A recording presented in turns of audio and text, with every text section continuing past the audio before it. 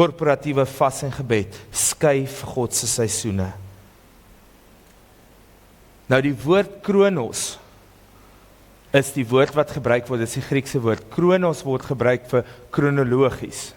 Dit beteken, hierdie is hoe die dinge sou gebeur. Een volg op die ander ding. Talle kere wanneer ons die woord van God lees, dan hoor ons, daar's iets anders wat kan gebeur. Dat wanneer die volk by mekaar kom, dan kom daar 'n nuwe woord na die tafel toe wat sê, kairos. Kairos sê, in God se tyd. Nie kronologies nie, maar God sê dit moet nou gebeur, en dan geskied dit. Nou, daar's baie voorbeelde in die Bybel daarvan. Een van hulle is toe Moses mos na God toe kom en God sê, ek gaan die volk uitwis. Kronologies kon dit op die lys gewees het volgende.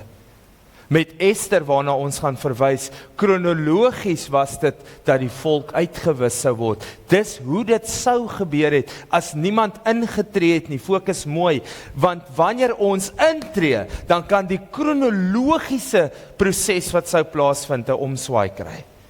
En jou lewe kan 'n draaipunt maak. Jou lewe kan 'n draaipunt maak, van dit wat sou gebeur het verander, en iets anders gebeur wat jy van die Here gevra het. Nou is die van julle wat dit al beleef het. Die normale sou in 'n sekere orde gebeur het, maar toe ons intree en ons begin bid, toe verander die Here die rigting van daai saak. Is die sulke mense? Want ek wil net gou vir julle sê, ek staan in Robertson, en dis een van my kairos oomblikke. Ek was baie gelukkig in Johannesburg. Ons het nou net 'n nuwe kerk gebou. Ek het nie eers 6 maande in die nuwe gebou kerk gehou nie.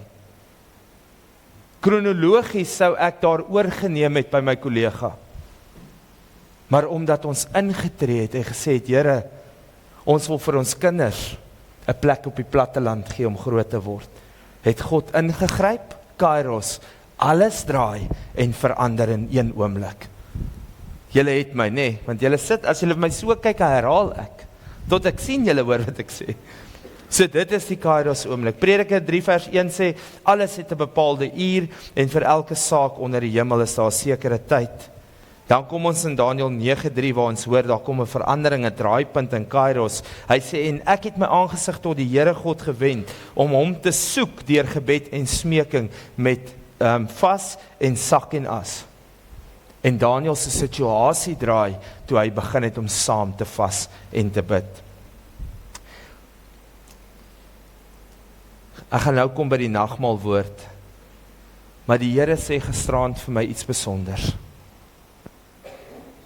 Hy sê, te veel mense is gemaklik met kronos. Te veel mense aanvaar, hierdie is hoe die lewe mag gaan wees. Dis maar hoe my lewe lyk.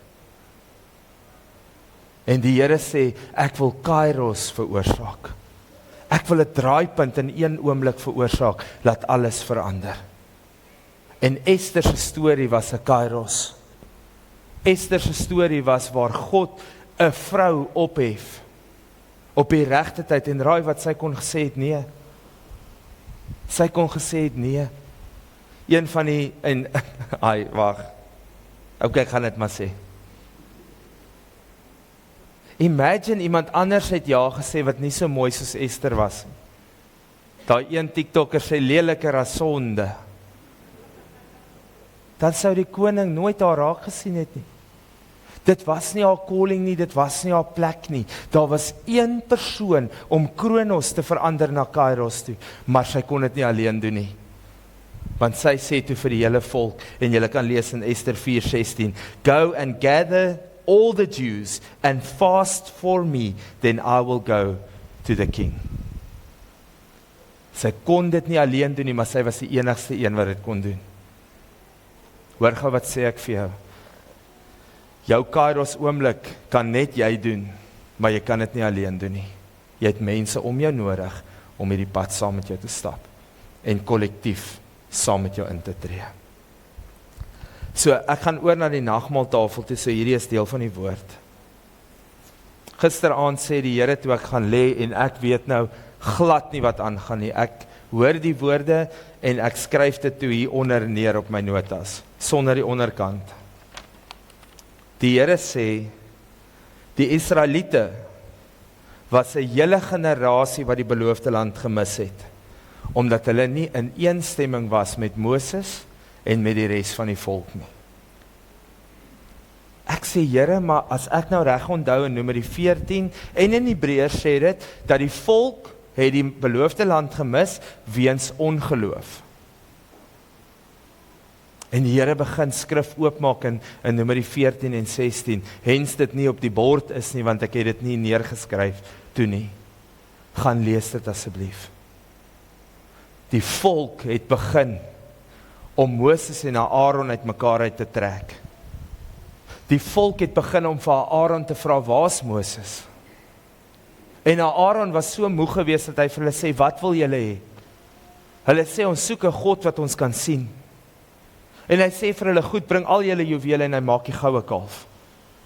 Moses kom, hy was nou in die Here in, en hy kom afgestap en hy sien hierdie beeld voor hom afspeel. Hy raak kwaad, en hy gooi, he threw the tablets down. En God sê, hy wil die volk uitwis. Kronos. Nadat Moses na homself kalmeer het, en die volk in die situasie is, toe hy weer by God kom en hy pleit vir die volk, toe sê God vir Moses, jy gaan dit ook mis. Ek sê, Here, wat beteken dit vir ons gemeente? En die Here sê, as julle die eenheid verbreek, gaan julle die belofte mis wat ek vir julle het. Moenie die eenheid verbreek nie. Staan saam. En hy vat my na Numeri 16 toe. En daar was 'n man met die naam Korag. Hy was een van die Lewiete gewees. Hy het in die koffieshop vir hom 250 ander tannies bymekaar gekry om te praat oor Moses en Aaron.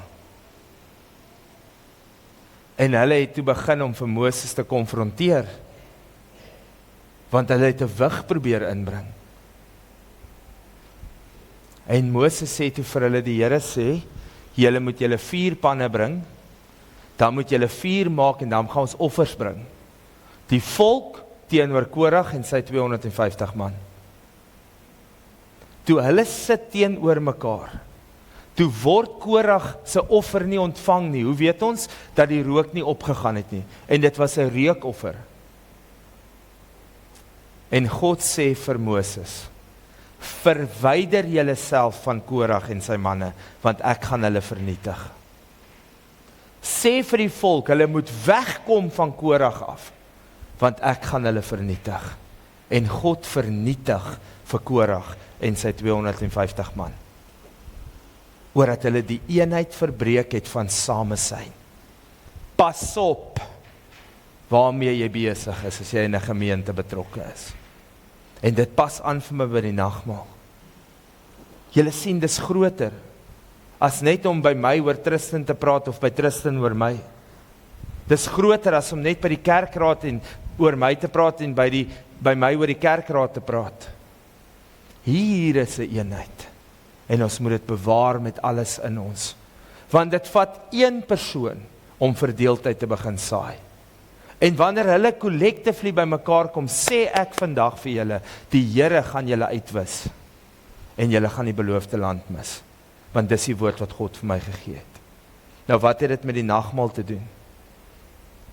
Wanneer Jesus en sy 12 disippels by mekaar kom, het hulle hierdie moeilike gesprek. En hy sê, een van julle gaan my verloon en een gaan my verraai. By hierdie tafel. Vanmôre het jy 'n kans, en ek glo met my hele hart, Petrus was onskuldig, maar Judas het presies geweet. Judas kon nog draai, maar die woord sê mos al daar by die vrou met die albasterfles, dat hy iets in sy hart gehad wat nie reg was nie. Wanneer ons aan hierdie tafel deelneem, wil ek hê dat hierdie vlees en bloed moet ons een liggaam maak. En dit was die prentjie wat ek gesien het. Elkeen neem deel aan 'n gedeelte van Jesus se liggaam en dit vorm vandag 'n eenheid as ons dit saam gebruik. 'n Eenheid wat vir jou 'n plek van beskerming bied. 'n Eenheid wat vir jou 'n veilige spasie bied. 'n eenheid wat vir jou 'n familie bied, wat vir jou gaan beskerm en bewaar. Maar meer as dit, wat saam met jou 'n geestelike oorlogvoering kan voer, dat die duiwel bewe en die hemel beweeg. Om van 'n Kronos na 'n Kairos te beweeg in jou lewe, as ons saam staan.